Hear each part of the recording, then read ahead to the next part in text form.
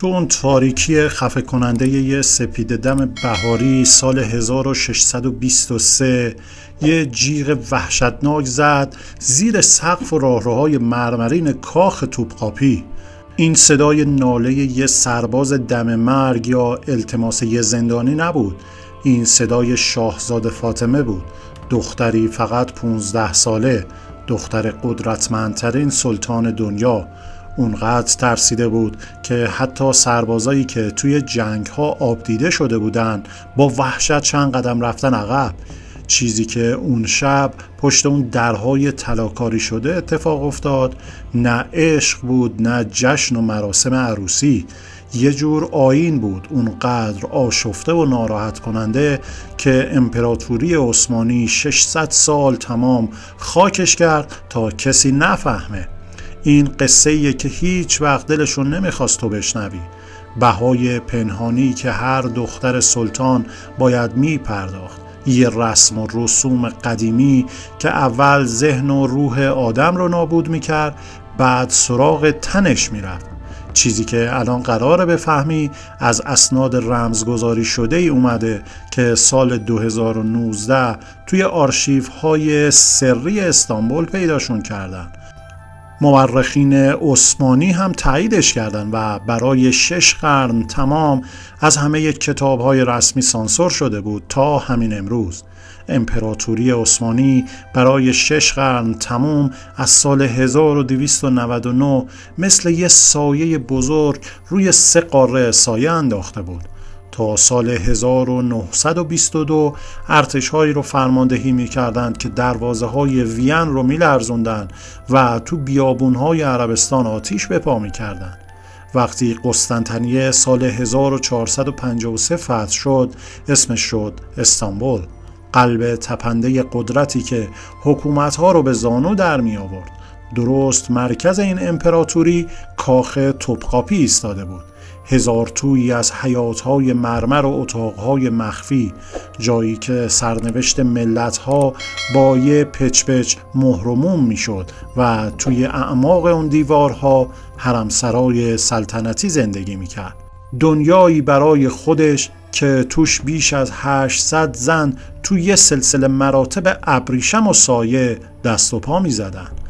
از سال 1530 به بعد وقتی سلطان سلیمان همسرش خرم رو به مقام خاصگی سلطان ارتقا داد، حرمسرا از یه جای ساده برای خوشگذرونی تبدیل شد به یه میدون جنگ تمام عیار برای دسیسه‌های سیاسی.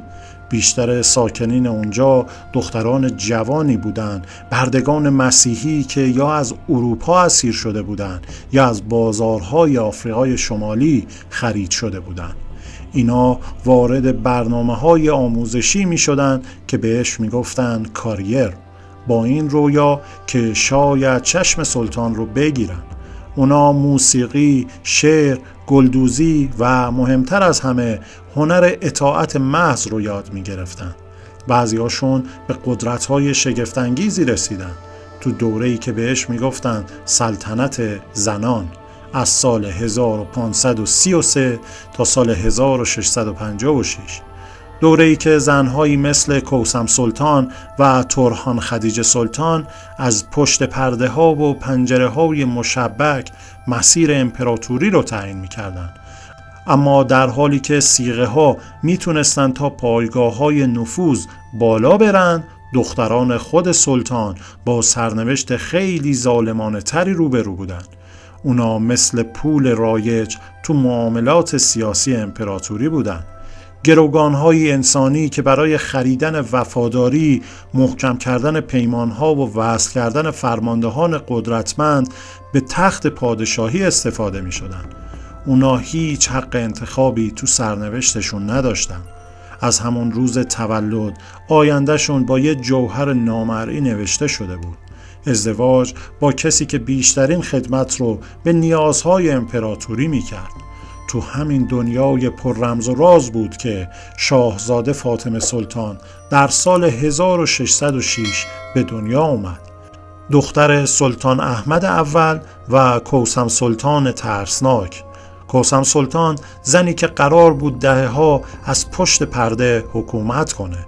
فاطمه حتی با استانداردهای کاخ دختری خارق‌العاده بود. تا 10 سالگی 4 زبان رو مسلط حرف میزد: ترکی، عثمانی، عربی، فارسی و یونانی. اونقدر خوشنویسیش ظریف و بی‌نقص بود که شاعران دربار میگفتن دستخطش مثل نور ماهیه که جلوی چشم اومده. ستاره شناس‌های کاخ از سوالاتی که فاطمه درباره مکانیک سماوی و حرکت ستاره ها میپرسید حیرت زده میشدن. اون کتاب‌های خطی تاریخی، فلسفی و جغرافیایی رو با چنان ولعی میخوند که معلماش هم ذوق میکردن، هم یه جورایی نگران میشدن. بله، خوشگل بود. وقایع نگاران دربار می نوشتند که چشمهایی مثل چاه‌های عمیق از کهربا داشت و موهاش مثل ابریشم مشکی رو شونه‌هاش میریخت. ولی چیزی که واقعاً می درخشید مغز و هوش فاطمه بود. فاطمه رویای جواهرات یا القاب رو نداشت. رویاش این بود که بفهمه جهان چطور کار میکنه و بتونه یه سهم معنیدار تو دنیای دانشی که دور و برش بود داشته باشه. دفترچه‌های خاطراتش پر بود از مشاهداتش درباره فازهای ماه و طرح‌های اولیه بناهای معماری که امیدوار بود یه روزی خودش طراحیشون کنه. اما هیچ کدوم از این هوش و درخشش قرار نبود ازش محافظت کنه. تو 14 سالگی سرنوشتش توی یه جلسه خصوصی شورا که اون هیچ وقت قرار نبود پاشو اونجا بذاره تعیین شد. شوهر آیندهش انتخاب شد: کارا مصطفی پاشا، یه فرمانده نظامی آبدیده تو جنگ، 20 سال از فاطمه بزرگتر، پر از جای زخم از نبردهای علیه ایران و معروف به بیرحمی و کارایی بالا. برای اون مرد این ازدواج مثل یه نردبون بود برای رسیدن به فرماندهی‌های بالاتر، پاداشی برای وفاداری که با گوشت و خون یه انسان نوشته شده بود. ولی برای فاطمه این تازه شروع کابوسی بود که قرار بود اون دختری که عاشق ستاره ها بود رو پاک کنه و به جاش یه موجود پوچ و بیروح تحویل بده. هیچ کس نمیدونست که آماده سازی های این عروسی خیلی قبل از رسیدن شب زفاف روح و روان فاطمه رو متلاشی میکنه. 3 ماه قبل از مراسم، یه صبح سرد دسامبر سال 1622 فاطمه رو احضار کردن به داخلی ترین اتاق حرمسرا. مادرش کوثم، قدرتمندترین زن امپراتوری، با صورتی سنگی نشسته بود که خبر رو اعلام کردند. دیگه بحث و گفتگویی در کار نبود، نه حق تجدید نظر. تاریخ عروسی رو تعیین کرده بودند: 15 مارس 1623. چیزی که اون روز شروع شد یه پروسه‌ای بود که تو هیچ فرهنگ دیگه‌ای تا اون موقع انجام نمی‌شد. عثمانی‌ها بهش میگفتن تربیت مبارک، یعنی آموزش مقدس. واسه آدمای بیرون شبیه آموزش آداب و معاشرت بود، ولی پشت درهای بسته یه نابودی روانی سازمان یافته بود. طراحی شده بود تا دختران سلطنتی رو تبدیل کنه به ابزارهایی برای اطاعت محض. گلنار خاتون، یه زن 60 ساله سختگیر که قبلا مسئول آماده سازی 17 شاهزاده خانم پیش از فاطمه بوده، کنترل این پروسه رو به دست گرفت. اون زنی بود که صورتش انگار از سنگ گرانیت تراشیده شده بود. صداش هیچ وقت از یه لحن یک نواخت بالاتر نمی رفت و چشماش کوچکترین احساسی رو نشون نمیداد. زیر نظر اون فاطمه رو بردن تو گالین اودیسی، اتاق عروس. اتاقی که با چوب آبنوس تیره تزیین شده بود و فرش‌های ایرانیش اونقدر ضخیم بودن که صدای هیچ قدمی شنیده نمی‌شد. پنجره ها رو پوشونده بودن. تنها نور از چراغ‌های روغنی می اومد که سایه‌های رقصان رو روی دیوارها می‌انداخت. دیوارهایی که با پرده‌هایی از تصویر زن‌های مطیع تاریخ اسلام تزیین شده بودند. هر روز از طلوع آفتاب تا ظهر فاطمه مجبور بود کاری رو تمرین کنه که بهش میگفتن 18 حالت فروتنی. اینا تعظیم‌های ساده نبودن. هر کدومشون یه ژست رقص مانند با زوایا و معنی‌های دقیق بود. تعظیم سلام، تعظیم خدمت، تعظیم خداحافظی، تعظیم تسلیم. گردنش باید دقیقاً 30 درجه خم میشد. دستاش حق نداشتن از قلبش بالاتر بیان. قدمهاش باید حساب شده، آروم و کشیده می شدن، نه هرگز با اعتماد به نفس یا آزادانه. ساعت به ساعت، روز پشت سر روز این حرکت ها رو تکرار می کرد تا جایی که اتوماتیک شدن، تا جایی که بدنش با اطاعت بیفکر به روحش خیانت کرد. اما تمرین فیزیکی تازه اول کار بود. هدف بعدیشون صدای فاطمه بود. دایره لغات فاطمه رو محدود کردن به فقط 43 کلمه مجاز، عبارتهایی برای سپاسگزاری، پذیرش، عذرخواهی و درخواستهای فروتنانه. بله سرورم، هر طور شما بخواهید، ناقص بودنم رو ببخشید، ممنون بابت لطفتون. هر تلاشی برای حرف زدن خارج از این لیست مجازات فوری داشت. روزداری اجباری که اون رو گیج و ضعیف میکرد، حبس تو سلولهای کوچیک تفکر که به زور میتونست توش بشینه، یا مراسمهای تحقیر عمومی که مجبورش میکردن جلوی همه زنهای حرمسرا به سرپیچی خودش اعتراف کنه، در حالی که صیغه های ارشد بدترین توهین های کلامی رو نثارش میکردن. اگه از چیزی که میشنوی شوکه شدی، دکمه لایک رو بزن، چون بدترین بخشش هنوز مونده.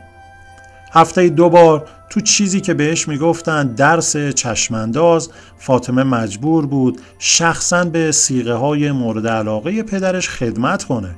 فاطمه اونها رو میشست، موهاشون رو شونه میکرد، لباسهایی رو تنشون میکرد که برای دیدارهای خصوصی با سلطان آماده شده بودن و مثل یه خدمتکار که داره از یه اشرافزاده مراقبت میکنه با دست بهشون غذا میداد. این یه جنگ روانی تمام عیار بود که طراحی شده بود تا آخرین بقایای هویت شاهزاده بودن فاطمه رو خورد کنه. مجبورش میکرد بپذیره که حتی زنهایی که با پدرش همخوابه بودن از اون مقام بالاتری داشتن. شاهدان بعدها نوشتن که فاطمه تو این جلسات اغلب اوقات بی اختیار میزد زیر گریه و نمیتونست جلوشو بگیره. کل بدنش میلرزید وقتی داشت جواهرات زنهایی رو میبست که زمانی مقامشون از اون پایین تر بود. اما هیچ کدوم اینها قابل مقایسه با اتفاقی نبود که تو اتاقهای زیرزمینی میافتاد. اتاقهایی که بهشون میگفتن تعلیم اللیل، یعنی آزمایش‌های شب اول. تو اتاقهای زیر زمین درست زیر حرمسرا نمونه‌های کاملا مشابهی از اتاقهای زفاف ساخته شده بود. اونجا زیر نظر سرد و بیروح مربیهای پیر، فاطمه مجبور بود با ماکت‌های آناتومیکی بسیار دقیق که به سفارش صنعتگران ونیزی متخصص در مدل‌های پزشکی ساخته شده بودند تمرین کنه. فاطمه مجبور بود کارهایی رو تمرین کنه که هیچ دختر 15 ساله‌ای نباید میدونست و هر واکنشش ثبت میشد توی دفترچه‌های رمزی که به زبان فارسی نوشته شده بودند تا رازدار بمونن. ترس، اشک، مقاومت، هر نشانه‌ای از نپذیرفتن یعنی جلسات بیشتر، ساعت‌های طولانی‌تر و آموزش‌های سخت‌تر و ظالمانه‌تر. اون دختری که یه زمانی با دانشمندها راجع به ستاره شناسی بحث می‌کرد، داشت ذره ذره پاک می‌شد. به جاش داشتن یه پوسته مطیع می‌ساختن. بدنی که آموزش دیده بود تا واکنش نشون بده، صدایی که تربیت شده بود تا تسلیم بشه و ذهنی که یاد گرفته بود کوتاه بیاد. 1 هفته قبل از عروسی فاطمه رو منتقل کردن به گولنکوشکو، کوشک عروس، یه ساختمان ایزوله شده تو باغ‌های کاخ که هیچ صدایی از دنیای بیرون نمیتونست واردش بشه. این مرحله نهایی بود، سقف سرنوشتش. حالا تمام جنبه‌های زندگیش با دقتی وسواسگونه کنترل میشد. رژیم غذاییش تا آخرین اونس تنظیم شده بود. انار برای باروری، عسل برای شیرینی طبع، بادام برای استقامت بدنی، شیر بز برای پاکی و ادویه‌های عجیب و غریب یمنی که پزشک‌ها هیچ وقت هدف اصلیشون رو کاملا توضیح نمی‌دادن. و تو آبهای شستشو عصاره گلبرگ و مواد دیگه‌ای که کیمیاگرانی از قرطبه و سمرقند آماده کرده بودند. تحلیل‌های امروزی از این دستورالعمل‌های مشابه نشون میده که اونا حاوی داروهای آرامبخش خفیف و ترکیباتی بودند که حالتی شبیه رؤیا همراه با انقیاد ایجاد می‌کردند. یه جور تسلیم شیمیایی که باعث میشد مقاومت کردن غیر ممکن به نظر برسه. دیوارهای پشتی با پرده‌های ابریشمی پوشیده شده بود که داستانهای زنهای ایدئال تو سنت عثمانی رو نشون میداد. زنهایی که همه چیزشون رو قربانی کرده بودن، بیچون و چرا اطاعت میکردن و فقط تو تایید شوهرشون شادی پیدا میکردن. آینه های ونیزی رو تو زوایای استراتژیک قرار داده بودن که فاطمه هر جا نگاه میکرد خودش رو میدید. یه جور نظارت دائمی اما توسط چشمهای خودش. صوفیان یه زمانی از این تکنیک که بهش میگفتن مراقبه به عنوان یه روش برای خودآگاهی روحانی استفاده میکردن. اینجا اما تبدیل شده بود به یه اسلحه کنترل روانی که شاهزاده خانم رو مجبور میکرد حتی خصوصی ترین افکارش رو هم کنترل کنه.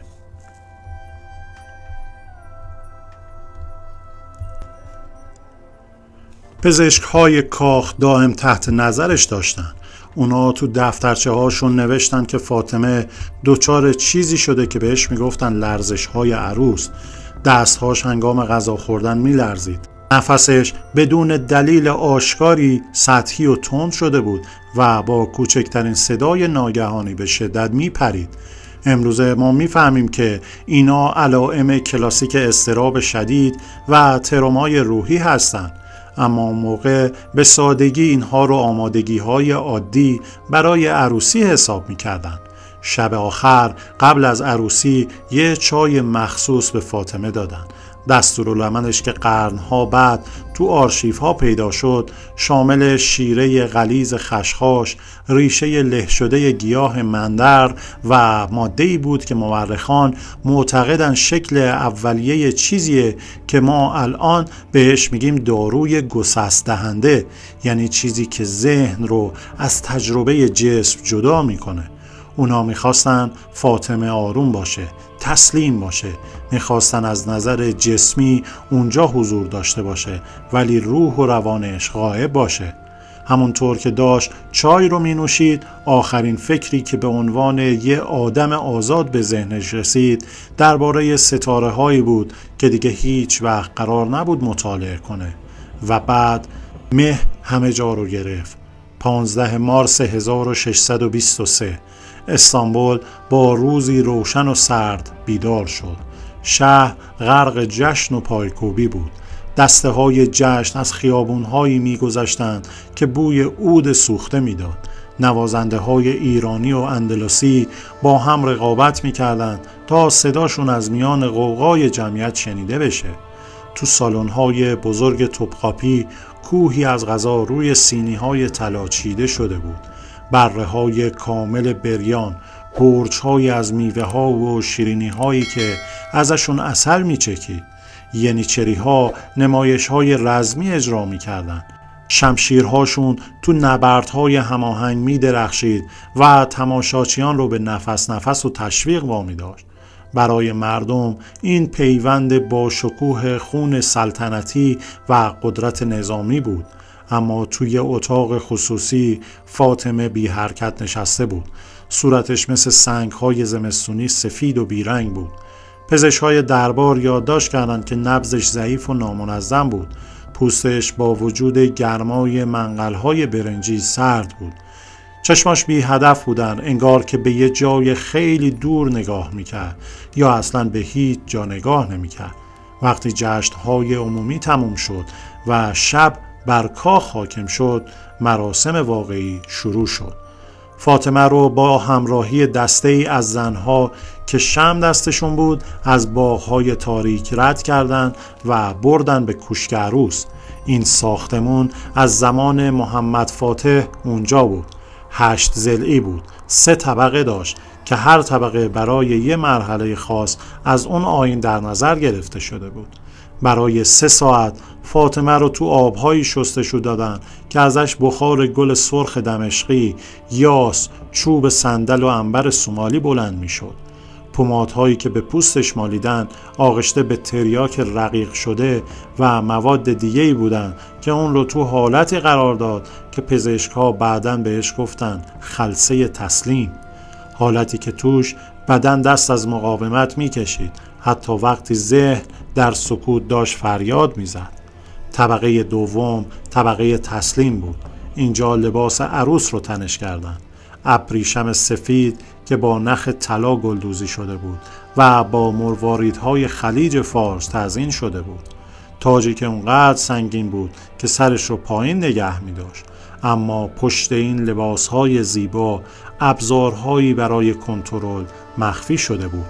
قفلهایی که حرکت رو محدود می کردن، بندهای داخلی که تنش رو می بست، جواهرات سنگینی که مثل غل و زنجیر عمل می کردن و کفش هایی که با کفی های ضخیم که طراحی شده بودند تا نتونه فرار کنه. خود لباس عروسی یه زندان بود که در پوشش شکوه و جلال پنهان شده بود. در همین حین کارا مصطفی پاشا هم داشت دستورالعمل‌های خودش رو از مشاوران ارشد و کهنه سربازان نظامی دریافت می‌کرد. اونا بهش روش‌های ارعاب و عبارت‌های خاصی را آموزش می‌دادند. این عبارت‌ها برای تثبیت سلطه طراحی شده بود و تکنیک‌های فیزیکی برای کنترل. اون رو نه برای عشق بلکه برای یه جور فتح و پیروزی آماده می‌کردن.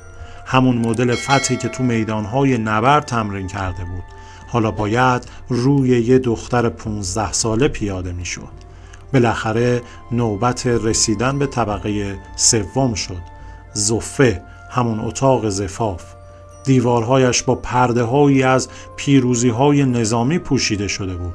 شهرهای غارت شده، ارتش‌های درهم شکسته و شاهزاده خانم‌های اسیر شده. پیام کاملا واضح بود. چیزی که تو جنگ اتفاق می افتاد اینجا هم اتفاق می افتاد. تخت با سیستم‌های تناب‌های مخفی مجهز شده بود. تشک‌ها رو با روغن‌های آرامبخش خیس کرده بودند و نور پردازی با دقت کنترل می‌شد تا فضایی از قدرت مطلق و غلبه ایجاد بشه. درها بسته شدند، شاهدان به پست‌های گوش دادن پشت پرده‌ها رفتند و تو اون اتاق در حالی که از هر گونه محافظت، شرافت و حتی اراده خودش عاری شده بود، فاطمه با لحظه‌ای روبرو شد که 3 ماه شکنجه برای اون آمادش کرده بود. چیزی که بعدش اتفاق افتاد تو یادداشت‌های پزشکی رمزگذاری شده‌ای که به فارسی نوشته و قرن‌ها مهر و موم شده بودند ثبت شد. فروپاشی کامل فیزیکی و روانی. بدنش از لرزش به تشنج افتاد. صداش که از قبل به زمزمه تبدیل شده بود کاملا ناپدید شد. چشماش برگشت و آگاهیش سوسو زد. پزشک‌هایی که از پشت پنل‌های مخفی نگاه می‌کردند این رو به عنوان شوک مطلق ثبت کردند. کارا مصطفی پاشا که آموزش دیده بود تا دشمنان رو تو میدون جنگ در هم بشکنه، اول فکر کرد فاطمه داره نافرمانی میکنه. اون همون تکنیک هایی رو به کار برد که بهش یاد داده بودن: ارعاب، تأکید بر قدرت و نمایش سلطه.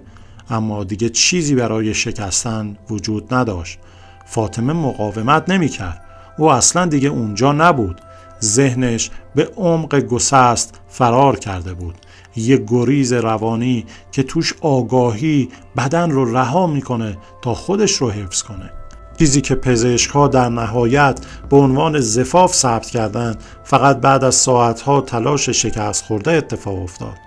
یادداشت‌هاشون که با بی‌تفاوتی بالینی نوشته شده، آسیب‌های داخلی، بیهوشی‌های مکرر و چیزی رو که بهش میگفتن روحون چیخماسی، یعنی خروج روح، توصیف میکنه.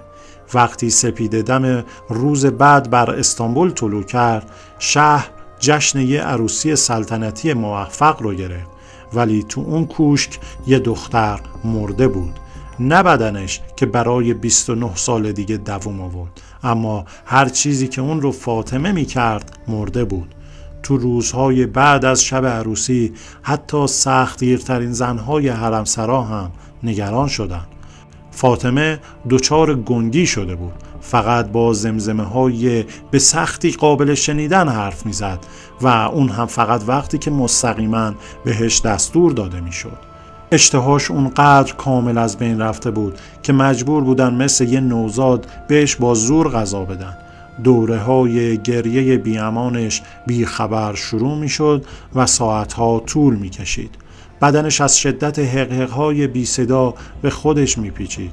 نگران کننده ترین چیز حمله هایی بود که وقایع نگاران بهش می گفتن بیماری ترس. حضور هر مردی، حتی خواجه های مورد اعتمادی که کل عمرش می شناخت، واکنش های وحشتناک شدید رو توش تحریک می کرد. نفس زدن شدید، عرق کردن بیش از حد و غش‌های ناگهانی. حتی نمیتونست توی یه اتاق با پدر خودش باشه. شیفت‌های نگهبان‌ها رو عوض کردن. پزشک‌ها گیج و آشفته بودن. اونا برای حالتش یه اسم گذاشتن: ملانکولیا اباکرا، یعنی مالیخولیای دوشیزگی. تشخیصی که ادعا می‌کردن بین شاهزاده خانم‌ها بعد از ازدواج رایجه. اونا درمان‌های گیاهی، موسیقی درمانی، تمرینات روحانی صوفی، حتی درمان‌های آزمایشی با آهنربا و رژیم‌های غذایی خاص رو امتحان کردن. هیچ چیز فاطمه رو به حالت قبل برنگردون. اون بچه باهوشی که یه زمانی دفترهاش رو با مشاهدات نجومی پر می‌کرد، حالا کتابهاش رو قفل کرده بود و کنار گذاشته بود. ابزارهای خوشنویسیش خاک می‌خوردن. باغ‌هایی که با شگفتی توشون کاوش کرده بود، حالا جاهایی بودن که از ورود بهشون امتناع می‌کرد. ازدواجش با کارا مصطفی پاشا فقط اسمی ادامه پیدا کرد. 4 فرزند هم به دنیا اومدن که تو دیدارهایی که فاطمه تو همون حالت گسستگی روانی شب اول تحمل میکرد باردار شده بود. حضورهای عمومی داشت که توشون ساکت و بی حرکت مثل یه عروسک چینی وای میستاد. توهم عادی بودن برای نیازهای سیاسی حفظ میشد، اما خاطرات خصوصی کارکنان کاخ یه تصویر خیلی تیره تری رو نشون میده. اونا میگفتن که پاشا شروع کرد به گذروندن دوره‌های طولانی تر تو نبردهای نظامی، بعدش رو آورد به تریاک و زنهای دیگه. اون نتونست با کاری که مجبورش کرده بودن انجام بده روبرو بشه. بعضی روایت ها میگن که اون بارها لابی کرد تا به خطرناکترین جبهه ها فرستاده بشه و شاید افتخاری پیدا کنه، شاید هم بمیره تا از عذاب وجدانش فرار کنه. فاطمه 29 سال دیگه تو این نیمه مرگ زندگی کرد. اون تبدیل شد به یه شیء تزئینی برای مراسم، یه شخصیت خاموش تو جشن‌های دولتی. در 15 مارس 1652 دقیقاً 29 سال بعد از شب عروسیش از چیزی مرد که پزشک‌ها به عنوان تب مغزی ثبتش کردند. اما این تاریخ اونقدر دقیق بود که نمیتونست تصادفی باشه. کارکنان کاخ پچ میکردن که اون تو اون سالگرد تصمیم گرفته که دیگه سنگینی خاطرات بیش از حد زیاده و نمیتونه تحمل کنه. مرگش با مراسم مناسبی برگزار شد و بعد فراموش شد. وقایع نگاری های رسمی به ندرت ازش نام بردن، فقط به عنوان همسر کارا مصطفی پاشا، مادر 4 فرزند و فردی که به تقوا و اطاعتش مشهور بود. ستاره شناس باهوش، خوشنویس مستعد، ذهن کنجکاو، همه چیز پاک شد و به جاش توصیف پوچ زنی نشست که وظیفش را انجام داد و از صحنه محو شد. اما فاجعه فاطمه منحصر به فرد نبود. این یه الگوی همیشگی بود. پروتکل‌های شب عروسی شاهزاده خانم‌های عثمانی برای قرن‌ها پشت سکوت رسمی کاخ پنهون موند. وقایع نگاران از مراسم و جشن‌ها می‌نوشتند، اما هیچ وقت از چیزی که تو اون اتاق‌های نهایی اتفاق می‌افتاد حرفی نمی‌زدند. تا سال 2019 که یه تیم تحقیقاتی از گروه مطالعات عثمانی دانشگاه به سرپرستی دکتر کرکماز به آرشیوهای سری که تو موزه کاخ توپقاپی استانبول نگهداری میشد دسترسی پیدا کرد. چیزی که اونا پیدا کردن واقعا حیرت انگیز بود. دفترچه های پزشکی رمزی که به فارسی نوشته شده بودند، نامه های رمزگذاری شده بین مقامات حرمسرا، نقشه های معماری کوشک های عروس با علامت گذاری هایی درباره نقاط دیدبانی و سیستم های مهار و محدودیت و دستورالعمل های دقیق ترکیبات آرامبخشی که به شاهزاده خانم ها داده می شد. این اسناد عمدن تو مجموعه های مختلف پخش شده بودند. طبیعت واقعیشون پشت دستبندی های اداری پنهان شده بود. 600 سال تمام درست جلوی چشم همه مخفی نگه داشته شده بودند. تیم دکتر کرکماز 3 سال رو صرف ترجمه و مقایسه این مواد کردند.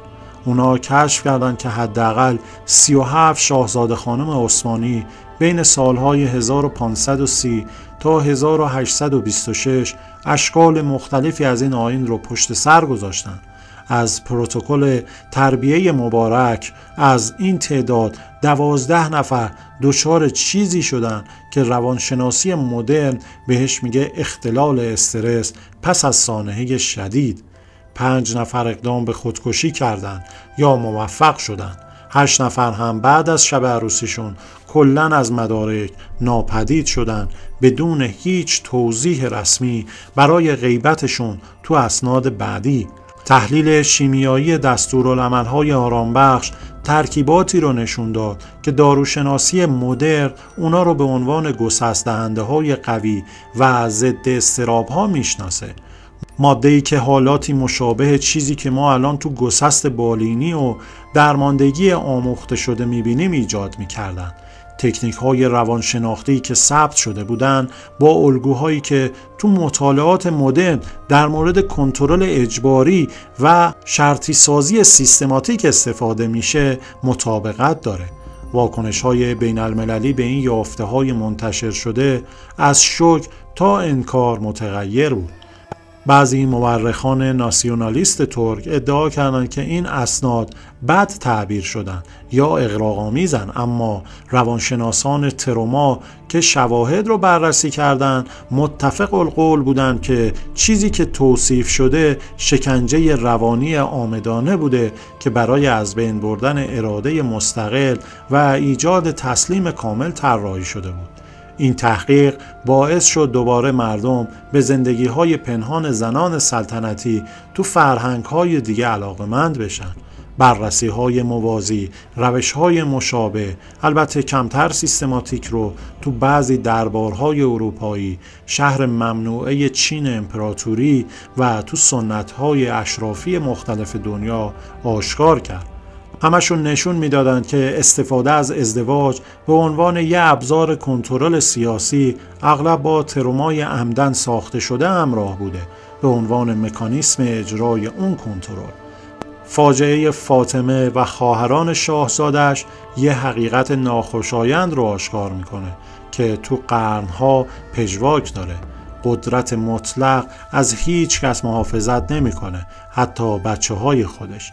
دنیای بیرون تصور میکرد شاهزاده خانم‌های عثمانی تو تجملات بی انتها زندگی میکنن. هر آرزوشون برآورده میشه، زیباییشون ستایش میشه و مقامشون حسادت برانگیزه. واقعیت این بود که انسانیت فردیشون زیر وزن ضرورت‌های سلسله‌ای خرد شده بود. این بیرحمی فقط برای بیرحمی نبود، این بیرحمی بود که تبدیل شده بود به سیاست، تروما تبدیل شده بود به استراتژی و شکستن سیستماتیک تبدیل شده بود به آیین. دربار عثمانی یه چیزی رو فهمیده بود که روانشناسی مدرن تازه اخیراً تونسته کدگذاریش کنه، اینکه مؤثرترین کنترل مهار فیزیکی نیست، بلکه شرطی سازی روانیه که قربانی رو وادار میکنه خودش رو کنترل کنه. کنترلی که مقاومت رو به چیزی غیر ممکن تبدیل میکنه، چیزی که ذهن خود فرد اجازه نمیده، چیزی که بیشتر از همه روح ما رو تسخیر میکنه. فقط اتفاقی نیست که برای این دختران جوان افتاد، بلکه اینه که چقدر کامل و محکم این حقایق مخفی شده بود. همون سیستمی که اونا رو نابود کرد، رنجشون رو هم از تاریخ پاک کرد.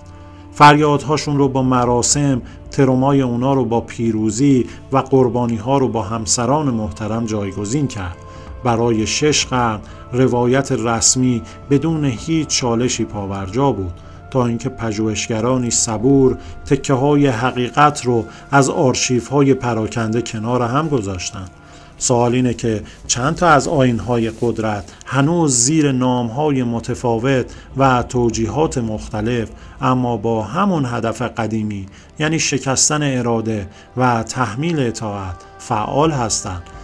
و مهمتر از همه، چند صدا به اسم سنت، قدرت و ضرورت سیاسی خاموش شده که ما هنوز نشنیدیم.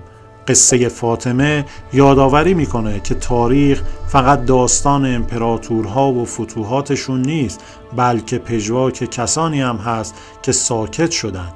ثبت دردیه که نهادهای قدرتمند سعی میکنن پاکش کنن.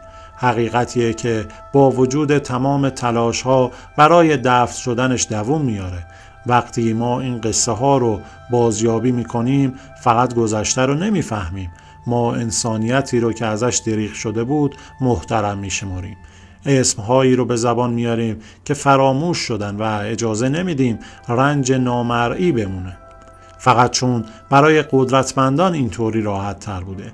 خب یه آیین آماده سازی که قرار بود اطاعت کامل بسازه تبدیل شد به شکنجه روانی سیستماتیک و در نهایت دقیقاً تو سالگرد شبی مرد که روحش رو کشته بود. حداقل 37 شاهزاده خانم ثبت شده با سرنوشت‌های مشابه روبرو شدند، رنجی که زیر 6 قرن سکوت رسمی دفن شده بود. اگه این داستان تکونت داده، اگه از اینکه این حقیقت این همه مدت پنهان شده بود عصبانی هستی، پس 2 تا کار انجام بده. اول کانال رو سابسکرایب کن، چون آرشیف های قدرت پر از رازهایی هستند که باید کشیده بشن بیرون و زیر نور قرار بگیرن. دوم، همین الان یه کامنت بذار و اسم یه زن سلطنتی دیگر رو بگو که دلت میخواد داستان پنهانش برملا بشه. روزهای آخر ماری آنتوانت، مرگ واقعی کلئوپاترا، دختران گمشده تزارهای روس. صدای تو تصمیم میگیره کدوم حقیقت دفن شده بعدی گفته بشه و این رو یادت باشه، خطرناکترین چیز درباره تاریخ چیزی نیست که نمیدونیم، بلکه چیزیه که عمدن از دونستنش محروم شدیم. تا دفعه بعد به چیزی که بهت گفتن شک کن. حقیقت همیشه تاریکتر، عجیبتر و انسانیتر از اون چیزیه که نسخه رسمی اجازه میده.